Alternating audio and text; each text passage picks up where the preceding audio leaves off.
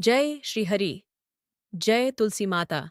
आज मैं आपको सुनाने जा रही हूँ एक ऐसी पवित्र और चेतावनी देने वाली कथा जो हर उस स्त्री के लिए आवश्यक है जो तुलसी माता की पूजा करती है, जो उनके चरणों में भक्ति रखती है, लेकिन कभी कभी भूलवश या अज्ञानवश उनके नियमों का उल्लंघन कर देती है। तुलसी माता के पत्ते, उनका स्पर्श, उनका जल सब अत्यंत पवित्र माने गए हैं। लेकिन जब कोई स्त्री अपवित्र दिनों में तुलसी माता को छू लेती है, तो वह केवल एक पौधे को नहीं, बल्कि ईश्वर की मर्यादा को भंग करती है। तो आइए कथा शुरू करते हैं। सुहासिनी नाम की महिला अपने आंगन में तुलसी माता की पूजा करती है। वह रोज सुबह स्नान कर तुलसी माता को जल चढ़ाती है। उसका जीवन भक्ति और सेवा से भरा है। सुहासिनी मुस्कुराते हुए, माँ तुलसी, आपकी ही कृपा से मेरे घर में सुख शांति है और मेरे पति का व्यापार भी अच्छा चल रहा है। बच्चे पढ़ाई में मन लगा रहे हैं। यह सब आपके आशीर्वाद से है। सुहासिनी बहुत खुश थी। समय बीतता गया। एक दिन सुहासिनी के मासिक धर्म के दिन प्रारंभ हुए, परंतु उस दिन वह यह बात भूल गई या शायद जल्दी में थी और उसे भूलवश अपराध हो गया। सुबह होती है, वह बिना स्नान किए तुलसी माता के चौरे पर चली जाती है।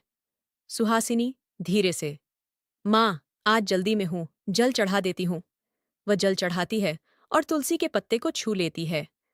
उसी क्षण हवा ठंडी हो जाती है, तुलसी के पत्ते झुक जाते हैं और वातावरण में एक विचित्र कंपन फैलता है। लेकिन इन सबको सुहासिनी साधारण कर्म समझ रही थी, लेकिन वही उसके जीवन का बड़ा परीक्षा क्षण था। रात में सुहासिनी को स्वप्न आता है।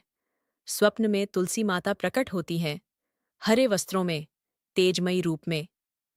तुलसी माता गंभीर स्वर में, सुहासिनी, तूने आज मुझे अपवित्र दिनों में स्पर्श किया है। क्या तुझे ध्यात नहीं कि मैं श्री हरि विष्णु की अर्धांगिनी हूं? मेरा शरीर पवित्रता का प्रतीक है। तूने मेरे पवित्र स्वरूप का अपमान किया है। सुहासिनी घबराकर, माँ, मुझसे भूल हो गई। मैंने अनजाने में आपको छू लिया। मेरा कोई अपमान करने का भाव नहीं था। तुलसी माता, अज्ञानता भी दोष को कम नहीं करती पुत्री। जब तक स्त्री अपने ऋतुकाल में रहती है, तब तक उसे न तो देवता, न मूर्ति, न पवित्र पौधे को स्पर्श करना चाहिए, क्योंकि उस समय शरीर शुद्ध नहीं होता। तुलसी को छूने से तुलसी का तेज घटता है और छूने वाले के घर में दरिद्रता, रोग और कलह का प्रवेश होता है। और सुहासिनी का सपना टूट जाता है। सुहासिनी जागती है और घबरा जाती है। अगले ही दिन उसके घर में अजीब बातें होने लगती हैं। बच्चे बीमार पड़ते हैं, पति का व्यापार रुक जाता है और घर में झगड़े शुरू हो जाते हैं। धीरे धीरे वह भूल जो सुहासिनी ने की थी, उसके घर में संकट बनकर उतर आई। जिसे वह संयोग समझ रही थी, वह अब दुर्भाग्य का रूप ले चुका था।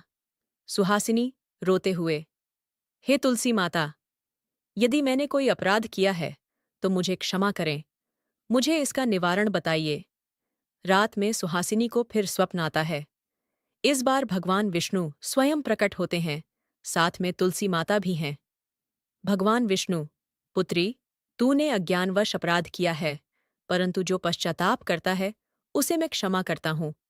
सुनो पुत्री, अपवित्र दिनों में तुलसी को छूना नहीं चाहिए, जल नहीं चढ़ाना चाहिए और न ही पत्ते तोड़ने चाहिए। पर यदि भूल हो जाए तो निवारण भी संभव है। सुहासिनी, हे प्रभु, कृपया मुझे वह उपाय बताइए जिससे मेरा दोष मिट जाए और माँ तुलसी प्रसन्न हो जाए। भगवान विष्णु, सुनो सुहासिनी, तुलसी माता को प्रसन्न करने के लिए तुम ये 5 उपाय कर सकती हो। पहला, तुलसी क्षमा याचना मंत्र का जाप करो। नमो नमः तुलसी देवी, नमो नमः हरे प्रिय, नमो नमः पुण्य रूपे, नमो नमः नमोस्तुते। दूसरा, तुलसी के चौरे के पास गंगाजल छिड़क कर शुद्धिकरण करो। तीसरा, 11 तुलसी दीपदान करो, यानी 11 दिनों तक शाम को दीपक जलाए। चौथा, शुक्रवार के दिन उपवास रखकर तुलसी माता को भोग लगाए, दूध, मिश्री और तुलसी दल। पांचवा और सबसे बड़ा उपाय, तुलसी विवाह के दिन तुलसी को स्वर्ण या चांदी का छल्ला चढ़ाए और उनका स्मरण करे। तुलसी माता मृदु स्वर में, सुहासिनी, जो सच्चे मन से प्रायश्चित करती है, उसे मैं अपने पुत्री के समान क्षमा करती हूँ। तुम अब मुझे स्नान कराकर पुनः स्थापित करो और हर मास मेरे प्रति पवित्रता रखो। मैं इतने में ही प्रसन्न हो जाती हूँ और तुम्हारे घर में खुशी खुशी विराजमान हो जाऊंगी। सुहासिनी सुबह उठकर पूरे विधि विधान से तुलसी माता की शुद्धि करती है। चौरा धोती है, गंगा जल से शुद्ध करती है, दीपक जलाती है। सुहासिनी श्रद्धा से, माँ तुलसी, मेरे इस अपराध को क्षमा करें। मैं अब हर नियम का पालन करूंगी। और धीरे धीरे उसके घर में फिर से सुख शांति लौट आई। पति का व्यापार फिर चल पड़ा, बच्चे स्वस्थ हुए और घर में मंगल का वास हुआ। उसी रात जब सब कुछ ठीक हो गया, सुहासिनी के स्वप्न में तुलसी माता फिर आती हैं। इस बार उनके मुख पर करुणा है। तुलसी माता, पुत्री, यह बात सभी स्त्रियों तक पहुंचाना, जब भी अपवित्र दिन हो, वे तुलसी, देवता, मंदिर या पूजा स्थल को न छुए। वह समय विश्राम और आत्मशुद्धि का होता है, भक्ति के विराम का नहीं। जो स्त्री पवित्र दिनों में तुलसी की सेवा करती है, उसे दोगुना पुण्य मिलता है। पर जो अपवित्र समय में मुझे छूती है, उसके जीवन में रुकावटें और मानसिक अशांति आती है।